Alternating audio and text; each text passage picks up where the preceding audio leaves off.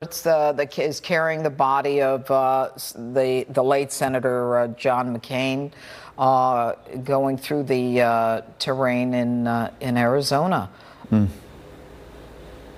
Sad, very sad, very much Arizona. You could see. Yeah, but go ahead. Go ahead. Yeah, no, he loved being on his ranch there, and that's what Governor Huckabee was talking about with the grilling and the lighter moments. But it was also at where he wanted to go home.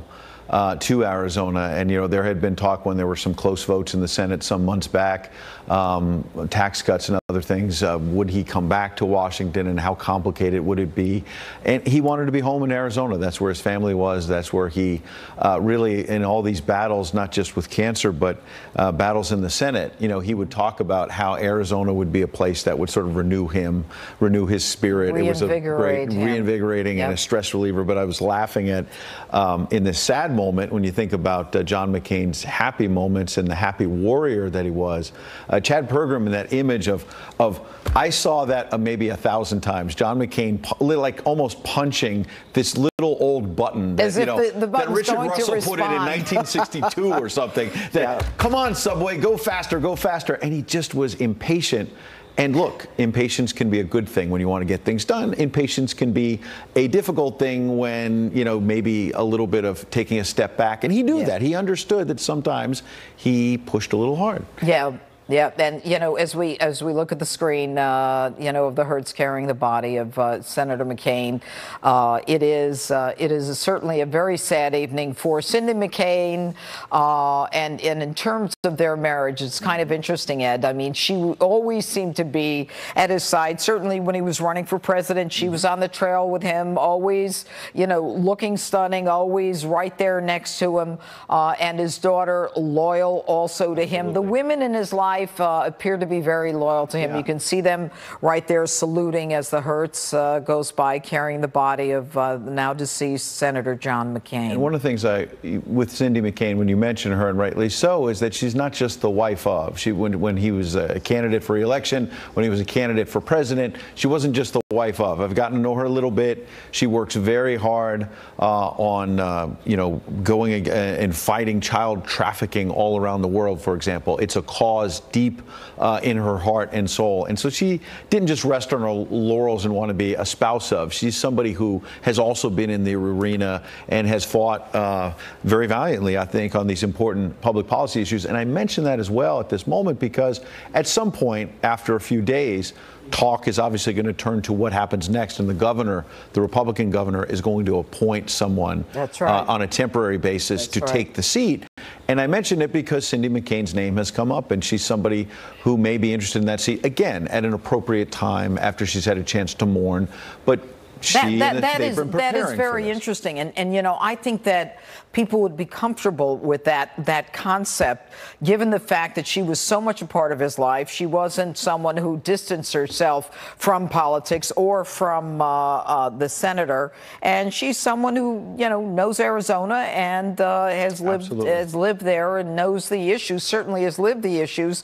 And you know what? You have to also recognize that a woman who has lived with a man like John McCain, and who lived with the stories of his POW and his history as a fighter pilot, and then all of the other components of his career that she was a part of, she is one knowledgeable woman. Tough cookie herself. Oh, and, I'm sure she had to be. And to put up with John McCain, as he would be the first to say all of these years. Because as I said, he would talk about his temper in the Senate hallways and say, I know sometimes I let it get the best of me, but I just get so fired up, and he'd start throwing those fists down. I mentioned Mitch McConnell earlier in some of the battles, and they became friends in later years, but it was largely over, they had fights over campaign finance reform. Mitch McConnell did not want those limits on contributions that John McCain got. Mitch McConnell, more of a conservative view that you should not have any limits, just full transparency. If somebody wants to give $1 million to a Senate campaign, disclose it.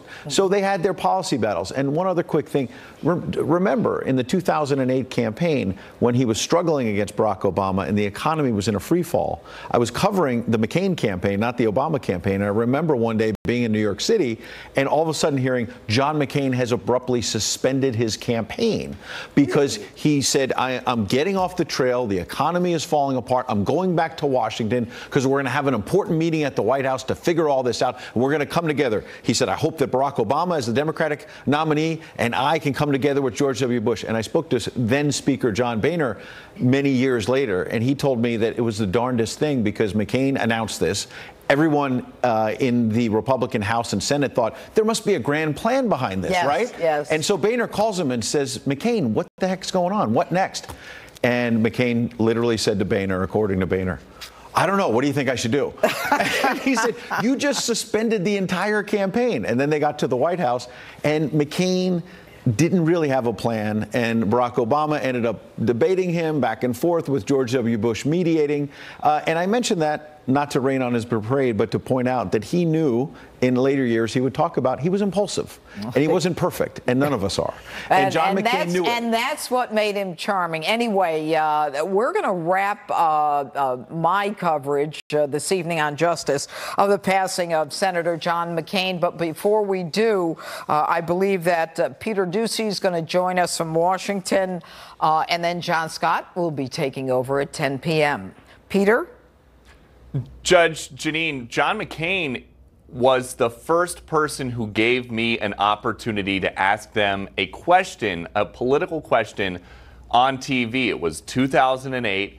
I was a junior at Villanova University, and he was right in the midst. He had already locked up the Republican nomination for president, but the Obama versus Clinton fight there in Pennsylvania, where I was a college student, was still really going strong. And so he came onto the stage there at the pavilion at Villanova University, and he was going to get interviewed by Chris Matthews. An MSNBC producer came around and asked me if I had any questions.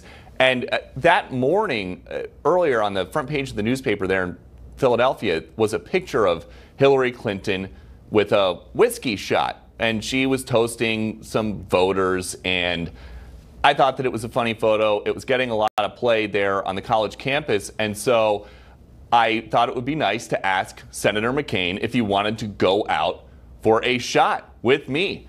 And a producer came around and said, hey, anybody have any questions for the senator? I said, yeah, I would like to ask a question. And I told him, I said I would like to ask if he thinks that Secretary, or I guess then Senator Clinton, was just drinking the shots because she was trailing Obama at the time. And then I asked him if he wanted to go out, and I told him I wanted to ask if he wanted to go out for a shot with me. They said, okay, that's great. You will go second. And so I asked him the question live on TV, and he just laughed, and he paused, and he had this great reaction, and he collected himself, and he eventually got around to saying that it was one of the two best questions that he had had throughout the entire campaign. And for a college junior, that is something that was so cool to hear, and it is something that I still think about all of the time. And it's also the reason that I got interested in political journalism, and that I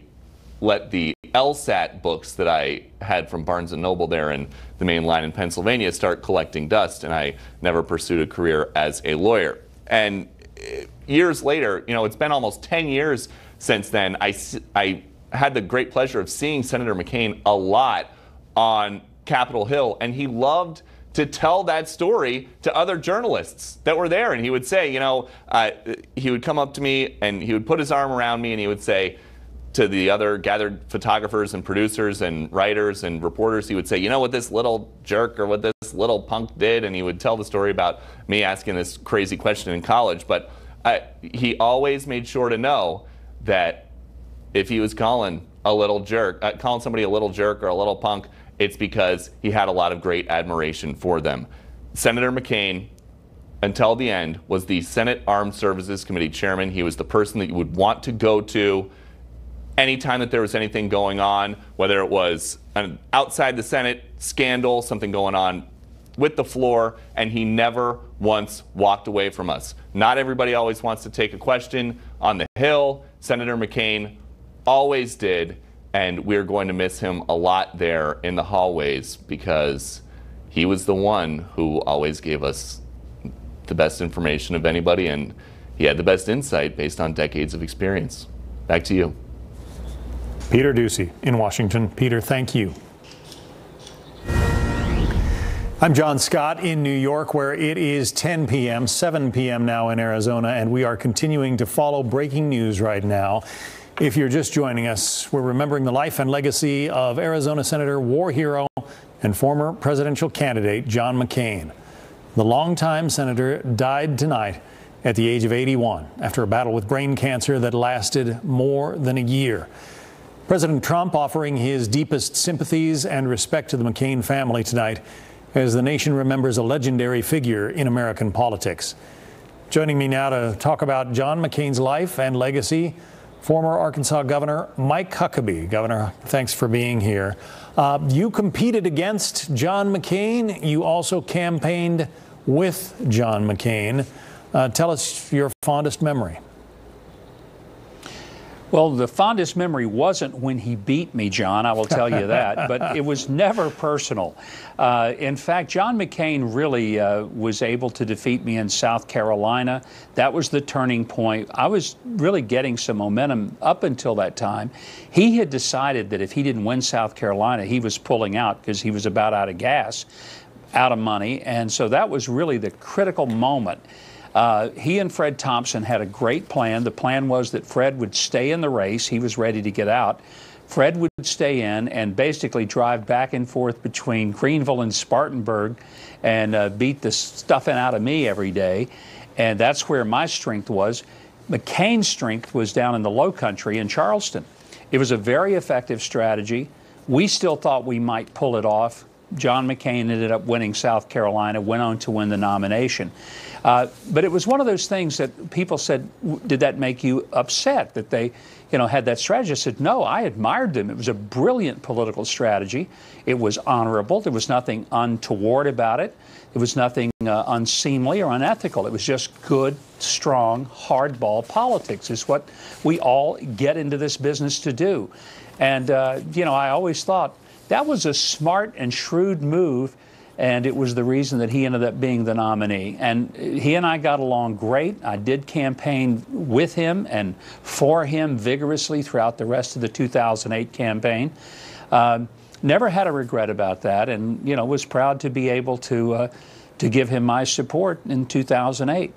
I was struck in reading his biography that he actually replaced Senator Barry Goldwater in the U.S. Senate. He had served a couple of terms in the House before then, but in '86 he was elected to the Senate to replace Barry Goldwater, obviously an Arizona senator and a conservative icon, a former presidential candidate himself.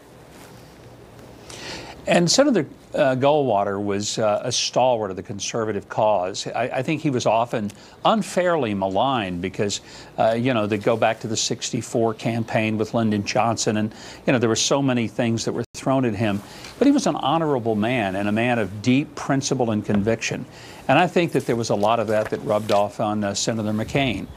He was a person who clearly listened to his own counsel. He believed in what he believed, and he stood by it. If it made him the one sheep out of the 100 in the fold that sort of went the other way, he could be the prodigal.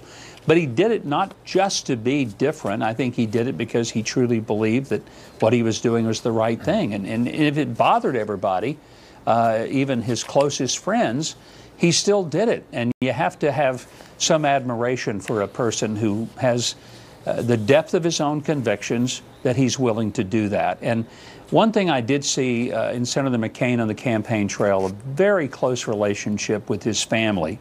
And, you get to know people better off the stage than on the stage, in the campaign bus and backstage. It's where you find out what people really are all about. And I was always struck by the extraordinary level of love and respect that his children had for him. And I really think of all the things that can be said about a person, the people who know him best, if they love him most, That probably says a whole lot more than his political opponents or the editorial writers or the commentators or the talking heads, many of whom maybe have crossed paths, but never really had that kind of intimacy that his family had. Governor Mike Huckabee, it's good to have your insights. Thanks for joining us this evening. We appreciate it. Thank you, John. So once again, a little more than, I guess a little less than 36 hours after it was announced yesterday morning that John McCain would be foregoing any further medical treatment for the aggressive brain cancer that ultimately took his life. The end for the senator came at 4:28 this evening in Arizona time. That was about 7:28 Eastern time. John McCain succumbed to cancer at the age of 81. Joining us now, Kelly Ayotte, senator who worked with Senator McCain, obviously in the Senate, until, well, just about a year and a half ago. Senator Ayotte, it's good to have you here.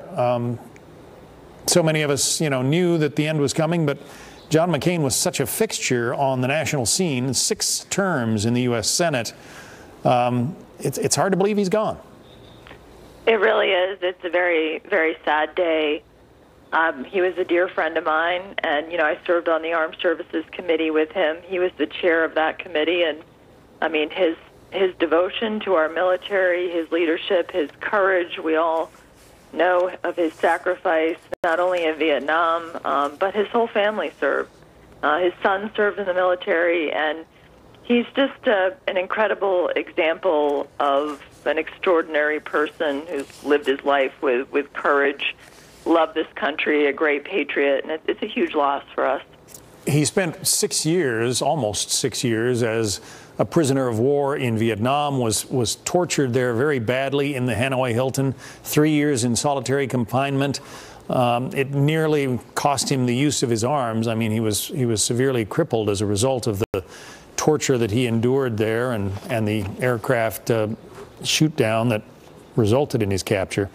And yet at the same time, he was one of those who pushed to end the embargo on Vietnam in the 1990s. I think that says an awful lot about the forgiveness that was in his heart and, well, just the fact that he was able to move on from a terrible experience. Yeah, I had the privilege of traveling to Vietnam with him, and I can tell you that the way he is received now by the Vietnamese people is incredible. Think about what he went through there, the sacrifice that he made for our country. He was asked to go home. He said no. I mean, the fortitude that took, what it took for him to stay there when he's being tortured. He's just, the courage that he showed, he showed that throughout his life, but it also, I think it made him very appreciative of life and very appreciative of people. He always stood up for people's human rights and their dignity. And that was something I think that was very important to him, and probably going back to his experience as a prisoner of war. And you think about what it took to be able to survive through that. He every day he got up with that kind of grit and fortitude, and every issue he approached it with that kind of determination. I know he had served for some time in the Senate when you arrived there. Was he one of those who gave you any advice about what it's like to work in that institution? Yes, he did, because as I said, I served on the Armed Services Committee with him. He was the chairman of that committee, and such a strong voice for our country on national security and for our military. And yeah, he gave me advice, and it was always really straight. He always said, I'll tell you, and I saw him this year when he was ill, and you know what he told me? He said, do the right thing. He's like, that will work out, and even if people disagree with you, you got to do what you think is right in your heart. And he never strayed away from a fight. He said, if you believe in something, you got to stand up for it, and you got to fight for it. Let me read a statement from the Republican National Committee on his passing. They write, "We mourn the passing of a true American patriot, Senator John McCain." This is from the chairwoman, Ronna McDaniel. Senator McCain dedicated his life to serving his country both during his time in Congress and in combat in the U.S. Navy. He was an advocate for American leadership in the world and a tireless champion of our nation's troops and veterans. We at the RNC are praying for the entire McCain family at this difficult time. There are many in Washington who talk about veterans, who talk about the troops, but there aren't that many who have lived that life and experienced frontline combat the way Senator McCain did. Yeah, I mean, first of all, I think he's a one-of-a-kind, extraordinary, just an extraordinary leader. He leaves a tremendous legacy, and he not only, talked the talk, but he really walked the walk when it came to our veterans. I mean, I traveled with him to many war-torn areas, and there wasn't, wherever there was a troop, John would go and visit them, their families. When he ran for president, he would meet regularly with the families of those who were killed in Iraq and other conflicts. And he used to carry on, he would wear a bracelet with the name of a soldier who was killed from New Hampshire in the line of duty. And that's how much it meant to him. It really, to his core, he's a patriot, and the military and their families were very important to him. He was, of course, a two-time presidential candidate, lost the Republican nomination to the man who went on to become president, George W. Bush, then ran again in 2008 and competed and for a time was leading in the race against Barack Obama, the senator at the time from Illinois. Barack Obama has just released this statement, and let me read it for you now. John McCain and I were members of different generations, came from completely different backgrounds, and competed at the highest level of politics. But we shared, for all our differences, a fidelity to something higher, the ideals for which generations of Americans and immigrants alike have fought, marched, and sacrificed. We saw our political battles, even as a privilege, something noble, an opportunity to serve as stewards of those high ideals at home and to advance them around the world. We saw this country as a place where anything is possible, and citizenship is our patriotic obligation to ensure it forever remains that way. Few of us have been tested the way John once was, or required to show the kind of courage that he did, but all of us can aspire to the courage that put the greater good above our own. At John's best, he showed us what that means, and for that we are all in his debt. Michelle and I send our most heartfelt condolences to Cindy and their family. Once again, that's the statement from former President Barack Obama. John McCain, after he lost that race to then Senator Obama, was pretty gracious in victory. In defeat. It was a hard-fought campaign, Senator, and perhaps you can shed a little light on that. Well, what I can say is, and of course, coming from New Hampshire, John came back twice to win the New Hampshire primary when people thought that his campaign was over. So he really had a special relationship with my state when it came to presidential politics. And I will tell you that for John, it's the kind of dignity that he had. After he lost that campaign, he wanted to bring the country together and heal the country. And, it's tough. I can imagine losing a presidential campaign and putting your heart into it, but John thought it was more important to bring people together, and that is the type of leader that he was. Kelly Ayotte, former senator from New Hampshire. Senator Ayotte, it's good to have you on. Thank you. Thank you, John. We just had some of the video of Senator John McCain up. Ed Henry's still with us. Ed's spent a long time in Washington covering various branches of our government, including the Senate. Interesting there to see Senator Joe Lieberman there behind McCain. They were very close, different parties, but very close. I remember being at the Republican convention in St. Paul in 2008, and Joe Lieberman, as a Democrat, very nearly became the vice presidential nominee. John McCain, in later years, said he regretted not picking him. There was concern among his brain trust that as a pro-choice Democrat who had been on the ticket, of course, with Al Gore just 8 years earlier in 2000, that he would lose the conservative base. And John McCain, frankly, felt, I should have rolled the dice. I lost anyway. I listened to all the smart people about what I should have done, woulda, coulda, shoulda. I'm also thinking about, I covered that 2008 campaign on the McCain side. And you're absolutely right that he was gracious, because in the final days of that campaign, I remember a moment, and I believe it was in Wisconsin, but it was in the Midwest. And you know, you have these candidates and they're tired and they know they're likely to lose in the final days, and you know, when they're on the losing end of it, and they might do multiple events and they're tired and they're worn out. And someone came talked to him at a town hall and started disparaging Barack Obama and questioning his nationality. And maybe another candidate who was losing and thought maybe this would help him in the polls might have piled on. But John McCain said, no, no, no. He's an American, and I just have a disagreement. And he has a good family. He's a good family man. I just have a disagreement on policy. I just have a different vision of America. I recall him generally saying that. And it was a brave, courageous moment for John McCain to, amid all of these rumors and attacks and everything else, to say, no, Barack Obama's a good man. I just have a disagreement with him. And I think he brought that warrior spirit. And when you hear Senator Ayotte talk about him going back, and she served with him in the Senate, I remember when he came back in 2009 to the Senate, and I and others asked him, you know, did you think about retiring? Did you think about walking away? Some people in defeat would say, heck with it. I'm going to go back to the ranch in Arizona. And you mentioned his lifetime of service. He served America for 60 years, going back not just to the Senate, but his military service. He had a grandfather, Admiral John McCain Sr., a 1906 Naval Academy graduate, and his father, also a Navy admiral, Admiral John McCain Jr., earned the Silver Star during World War II. And John McCain said something to me about how both his father and grandfather, when they retired from the Navy, died very quickly. They no longer had a mission. They no longer had a vocation. And he wanted to stay in the fight, and that's why he kept running again.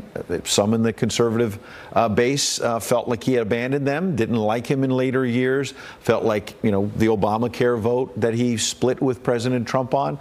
There were some tense moments, but he wanted to go back to the Senate and fight for his principles. There is a destroyer, the John McCain, prowling the Pacific right now that is named after his father and his grandfather as well. A ship that is quite a thing to behold. Yeah, and you know, his mother is still alive, Roberta McCain, 106 years old. Wow.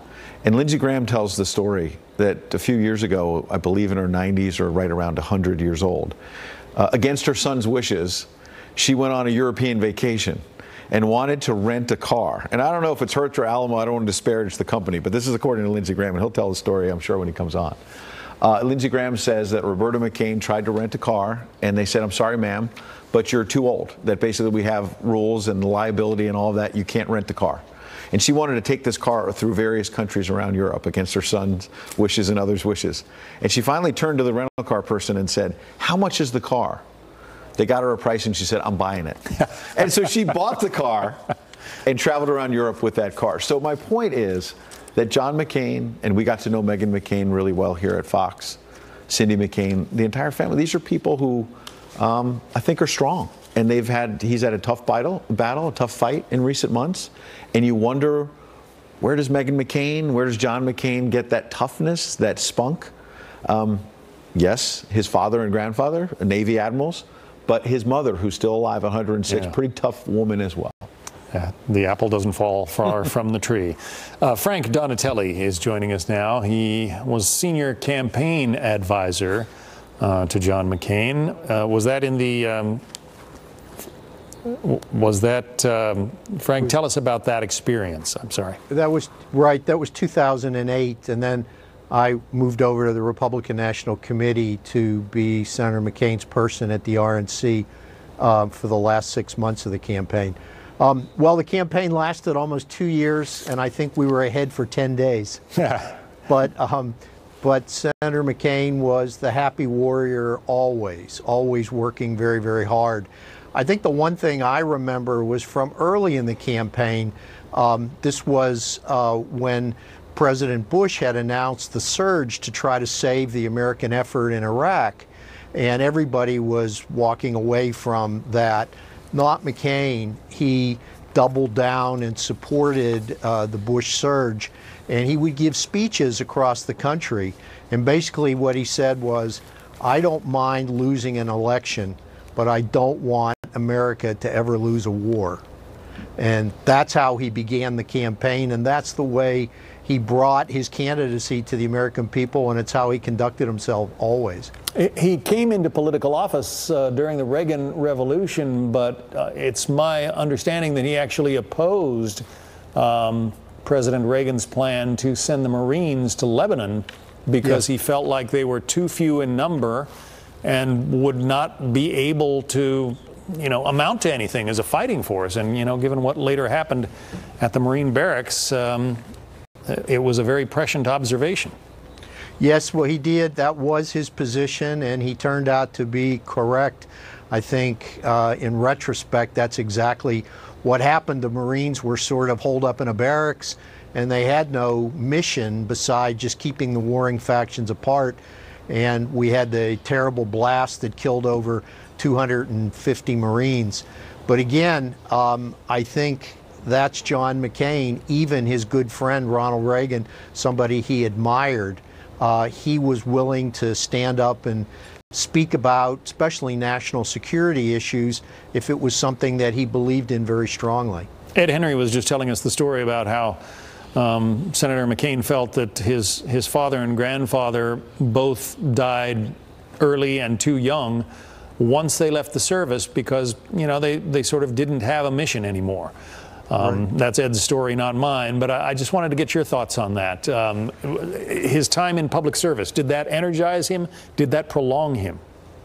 Well, I think the really fascinating thing about Senator McCain is he had the ability never to look back. So he obviously had a lot of setbacks in life. His time being a prisoner of war, being treated so brutally, as some of your colleagues were talking about, and yet when he's in the Senate 20 years later, he's able to put all that aside and support President Clinton in normalizing relations with Vietnam because he felt it was in the national interest. And if you had to encapsulate what he believed, it came in the second campaign, 2008. The title of the campaign was Country First. I mean, you can disagree. He disagreed with members of his own party, but it was never nefarious and it was never for poor reasons. It was always because he honestly believed that the stand he was taking was in the best interest of the United States, and that was always his touchstone. Frank Donatelli. Frank, it's good to have your memories tonight. Thank you. Thank you. Grant Woods is joining us. He was Attorney General in Arizona in the 1990s, but also was Chief of Staff to John McCain when he was a congressman. Grant, thanks for being here tonight.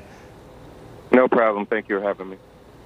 When he spent 2 terms as a member of Congress before moving on to the Senate. Did you know that this man was going to have the kind of political career that ultimately he had? 6 terms in the Senate and 2 runs for president? Well, I think from pretty much day one, our goal was to get John to the Senate. He belonged there. It was foremost on our mind. So I think that was our early goal. And when I first met John McCain, right after he moved here to Arizona, I'm a native Arizonan. I, like everybody else, I was like, who is this guy? He's just moving here and he's going to run for Congress. And I met him and I walked out of the meeting and immediately thought, wow, this guy is amazing. And I was for him and thought, yeah, he could go all the way, not just the United States Senate, but wherever he wanted to go. Let's talk a little bit about what happens now. It's my understanding that under Arizona law, the person who replaces him will be appointed by the governor, and that person has to be a Republican. Do I have that right? Yeah, that's correct. That's what our law says. And so that his term will expire in 2022. So another 4 years for whomever the governor chooses. Well, I think the way the law reads is the governor will appoint, and that person will serve until the next election. There's not enough time for this election, so that means that seat will come up in 2020. And I gather, I guess it would be for 2 years, and then they'd have to run again. So that's what we're looking at. So it'll be a governor's appointment within the same party to go to the next regular election, which would be 2020. So there's, there are going to be 2 new senators from the state of Arizona. Jeff Flake is retiring. John McCain has now passed away as of this evening. There are some who say that this could be an opportunity for a Democratic pickup. Do you see that? Yeah, I definitely see that. I think that's a very real possibility as far as the Jeff Flake seat. I think they have an excellent candidate, and we'll see who the Republicans nominate on Tuesday. So I think that's a real possibility. It's been a long time since Arizona was represented by a Democrat, but I guess we'll see what the election brings. Right. We've elected Democrats statewide, though. In our recent history, Governor Napolitano was elected twice, and Attorney General Terry Goddard was elected twice statewide. So Arizona, in a presidential year when everybody turns out, is actually fairly moderate in my view. There has been some discussion of the possibility that Cindy McCain might be interested in taking the seat that her husband held. Do you see that as a possibility?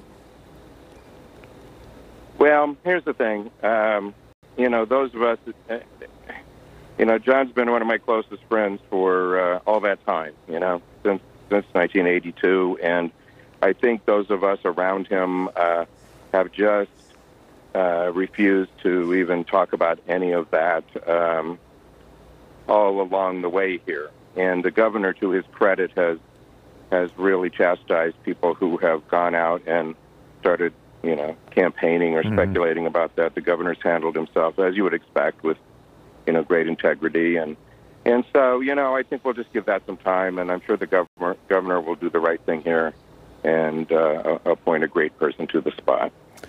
So let's talk about your memories of this man who, as you say, was one of your close friends.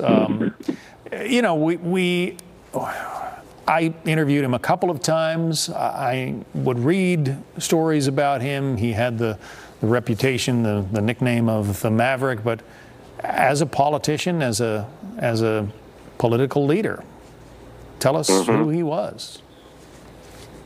Well, he was a maverick, that's for sure. I mean, to know John was to know that was his first instinct always, and that was kind of in life, not just in politics. If you tell him to go walk this way, he'd walk the other way. And I've talked to people who knew him in high school, and nothing's changed. It's been pretty much the same.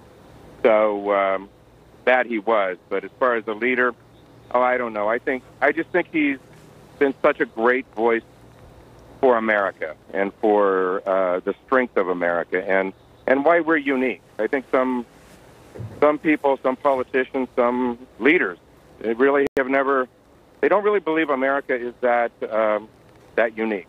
We're kind of like Europe. We're like any place else. And John McCain was always the strong voice for people who are just seeking freedom from around the world. He believed what we believe, that every person has the right to be free, not because of government, but because that's what God gave us, that right to life, liberty, and the pursuit of happiness. But John didn't just talk about it. He stood side by side and never forgot the people around the world who were just seeking what we take for granted sometimes, and that's their basic freedom. So I think the role of America in the world, the role of us with our allies, to be that shining city on the hill. He believed it, and hopefully people will get back to that and remember that we are a special country, but we're only special if we keep ourselves special. Tammy Duckworth served with John McCain in the Senate. She still is there as a Democrat from the state of Illinois. Yeah. She put out a news release or a statement this evening. And it was interesting. I hadn't known this. She said when she was a legless helicopter pilot, having been shot down in Iraq, she met John McCain for the first time while she was recovering at Walter Reed Hospital. He joked, she writes, that he and I both flew into a missile, and that didn't take much skill. It's what you do afterwards that matters. And that's part of the statement from Senator Tammy Duckworth. Go ahead. That's great. Well, he was always very self-effacing and had a tremendous sense of humor. I'm going to miss that. That's one of the main things I'm going to miss is just the daily jokes and, just having fun. But that doesn't surprise me. And I think that's another thing people probably underestimate. I know so many senators, Republicans and Democrats, whose worldview has been shaped by John McCain. He's taken them under his wing. His Armed Services Committee has been notoriously bipartisan. He gives everybody their voice. He takes them on trips. And even the liberal Democrats come away from that, not necessarily agreeing on policy across the board with John, obviously, but having a better understanding of why it's important for our country to stand up for the cause of freedom around the world. And I could give you a list of names of senators who I know their worldview has been shaped by their tutelage and their experiences with Senator John McCain. Grant Woods joining us now. He was chief of staff for John McCain when he was a congressman, also attorney general in Arizona for 8 years in the 90s. Grant, thanks very much. Okay, thank you. So it was just a little over 3 hours ago that the longtime senator from Arizona, John McCain, left this world. 4:28 Arizona time, he died at his home in his beloved Sedona, Arizona. Alicia Acuna is joining us now. She's outside the Arizona State House. Alicia? Hi, John, and you can see over my shoulders, it's backlit a little bit. The flags were lowered to half staff in pretty short order after the announcement came that Senator John McCain had left this earth. And then we started to see the outpouring of love for the family and the honoring of a man, a true American hero.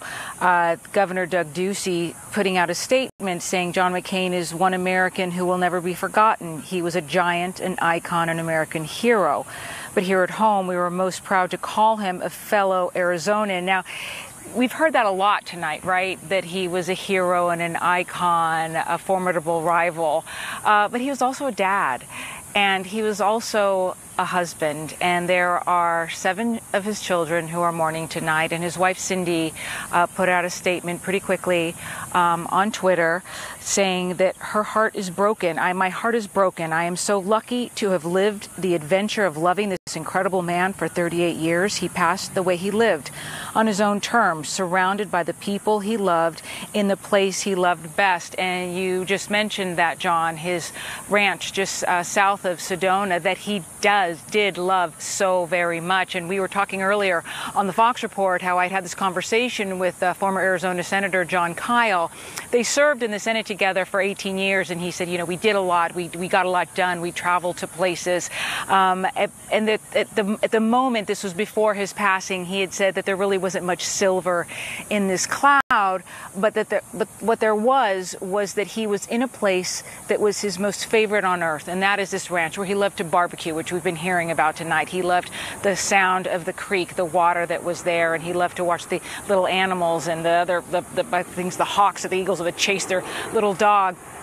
All of that meant so very much to him, and that is the place where he was receiving family and friends and the people who were by his side, including Meghan McCain, his daughter, who we've been talking about tonight because she was part of the Fox family for such a long time and so special to so many people at Fox. And she also put out a statement talking about her father and saying that, I was with my father at his end as he was with me at my beginning. In the 33 years we shared together, he raised me, taught me, corrected me, comforted me, encouraged me, and supported me in all things. He loved me and I loved him.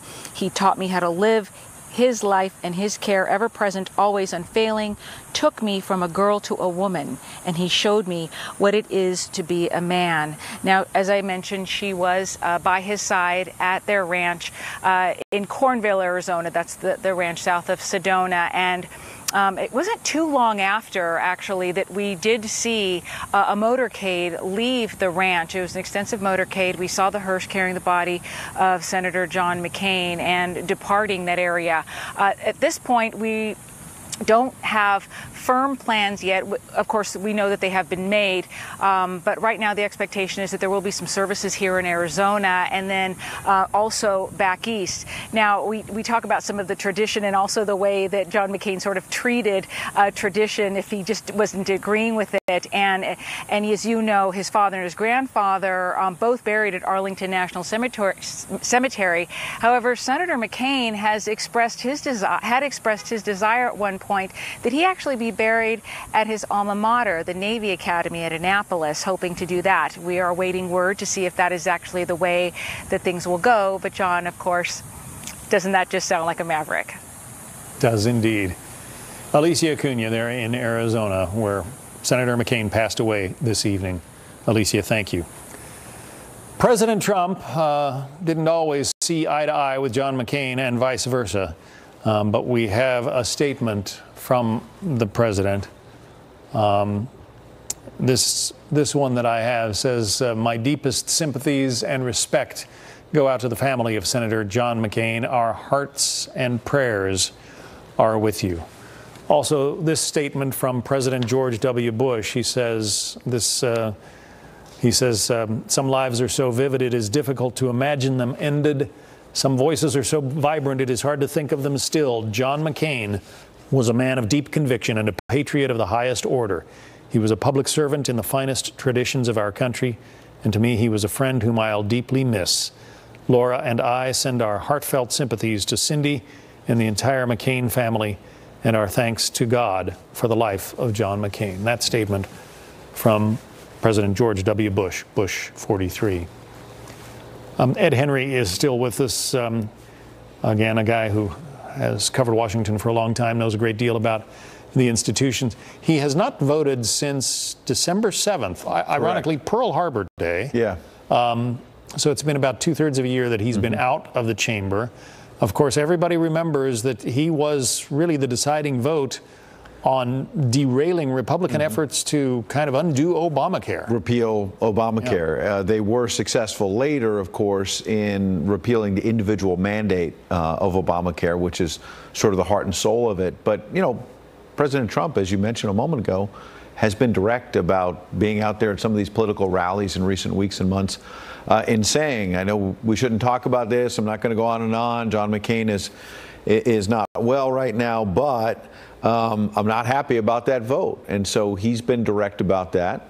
And frankly, John McCain was direct about his distaste for the president, particularly on national security and foreign policy in the early days of 2017.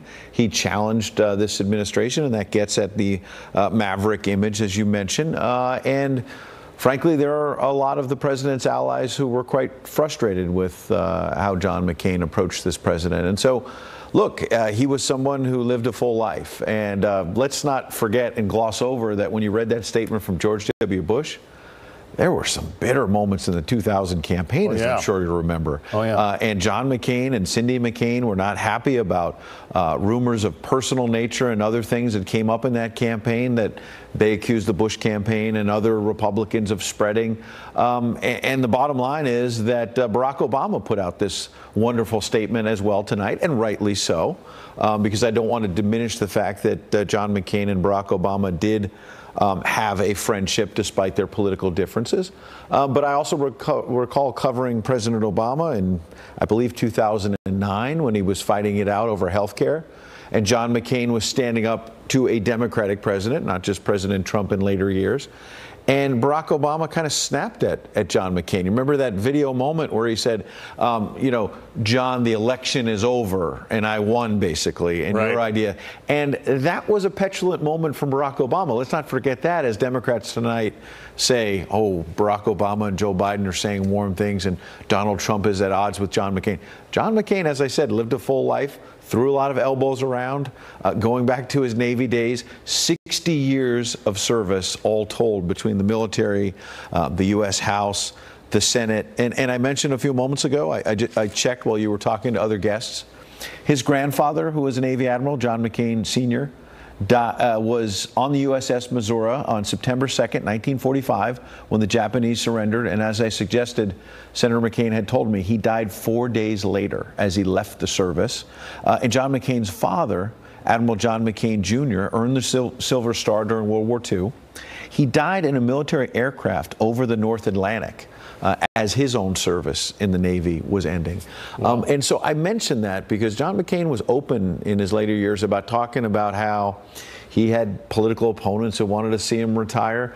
And he said, you're gonna have to deal with me for a lot longer, Ed. You're gonna have to deal with me. And you know, Peter Doocy made this point earlier. You'd go up to him in the hallway and want to ask him a question, and he'd say, Ed Henry, you jerk. What do you want? and as Grant Woods was saying a moment ago, it was just a sense of humor. He was tough, he was rough, but he liked to also spar with you. And he did that with President Trump, he did that with Barack Obama, and he did it with reporters. Douglas Holtz-Eakins was an economic advisor to the senator's campaign for president in 2008, and Doug is good enough to join us now. Douglas, this was a remarkable American. You know, I was on the air yesterday morning when we learned that he had decided to forego treatment for any further, any further treatment for his brain cancer. And you knew then that the end was coming soon, but I guess I just didn't think it would be this soon, less than 36 hours later. Your thoughts, Doug? Well, I think there are hundreds, if not thousands, of people who have seen in the past days say it was the great honor of their lives to work for John McCain, and I'm one of those, and this brings it home. You know, you never thought it would end, and the ending is very sad. But, you know, he faced a terrible diagnosis with great courage as he lived his entire life, and he was an inspiration to us all for a very simple reason. You know, he's widely understood to have said it's important to live for something that's more important than yourself, some greater cause. And the thing I always remember about him is he got you to do that. I did my best work for John McCain, and it took me a long time to realize it was because it wasn't for John McCain, because I bought into the notion that there was a greater cause, and it was worth the extra effort, it was worth the time away from your family, it was worth whatever it took to get it done. And he was that kind of guy. He inspired that in everyone around him. And I'm just privileged to have been one of the few who got to do that. Were you with the campaign? Ed was telling us the story, reminding me, frankly, that he left the campaign trail for a time during the 2008 campaign because of the economic crisis, and he thought it was important to go back to Washington. Were you on the campaign at that time, and what transpired then, if so? I had organized a briefing for then Senator John McCain, a presidential candidate in New York, and quite frankly, the folks who talked to him, whether they were now NEC Director Larry Kudlow, Meg Whitman, John Taylor, esteemed academic from Harvard, you know, a variety of Wall Street leaders, and what they told him was the world is ending, and it was one of the most frightening and apocalyptic briefings one could face. And to his credit, John walked away from that terribly disturbed,